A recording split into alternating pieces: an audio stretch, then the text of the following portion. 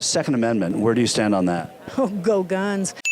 You might think you've heard it all, but this MAGA moron's reason that she supports guns is potentially the dumbest thing you'll ever hear.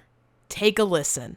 Oh, go guns. That's how Jews and everybody else went down in World War II, is they confiscated all their weapons, and when the populace does not have a weapon, the government can do anything it wants with you.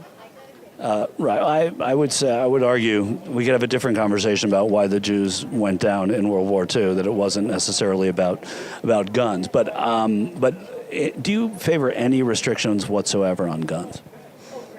I believe that there should be, like the pre-checks and all that stuff, and definitely some more mental health checks. But no, I'm not against guns whatsoever. I'm Rayy Vana, and welcome back to Rebel HQ. We talk about the shirt that woman is wearing in that clip and just how apt it is. It's just a little too perfect, isn't it? I know what you're gonna say, Ray. It's a joke about Biden's name, but come on now. It was just too funny not to mention it. But what's not funny is that this woman is trying to compare common sense gun legislation in America to the Holocaust. I don't think that if we take guns out of the hands of dangerous individuals and we prevent people from buying assault-style rifles, that means the government is gonna do a Holocaust to its citizens. We've seen plenty of countries around the world that have successfully implemented gun legislation that didn't go on to do horrific things to their populations. Also, the idea that the only reason the Holocaust happened was because they took away guns from Jewish people is so ahistorical, I feel like I don't have to explain it to you. Now, she wasn't the only person at this rally who was offended at the thought of gun regulations. Just take a look at this guy. Your T-shirt, God's Guns and Trump. Tell me how you feel about the Second Amendment. We need to keep our weapons. Are you in favor of any kind of restriction on weapons at all, or ownership, or anything like that? You don't want me to answer that. No, sure. Certain people need to not have guns. Certain people need to not have guns. Now, he doesn't say who those certain people are, but for some reason, I just have this feeling that if he did say who he thinks shouldn't have guns, it would be racist. Maybe that's just me, I don't know. But I got the feeling that whatever he was going to say after that was going to be extremely racist. Again, just a hunch. If you agree, let me know in the comments. While left-wingers are busy fighting to protect their rights to abortion and healthcare, right-wingers are busy making up rights that are supposedly being taken away. Their favorite is guns, but Fox News host Laura Ingraham invented a fascinating right that's being stolen by unfair liberals. The right to speed while you're driving. Apparently, it's constitutionally protected, according to Laura Ingraham. Take a look. Don't forget your constitutional rights. Those can be damned, even your movement controlled.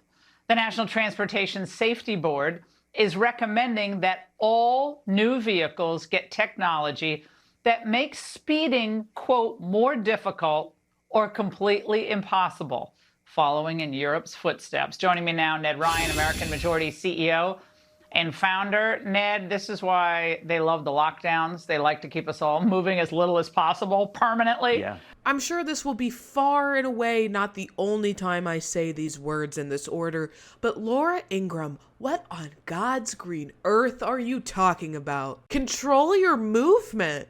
Laura Ingraham, we already have a thing in this country called speed limits that prevent you from going over a certain speed in certain areas because it's dangerous. Because the faster you're going, the harder it is to stop your vehicle, the more likely you are to get in an accident, to hit something, particularly in residential areas or in school zones. You don't have a constitutionally protected right to go 70 miles per hour in a school zone.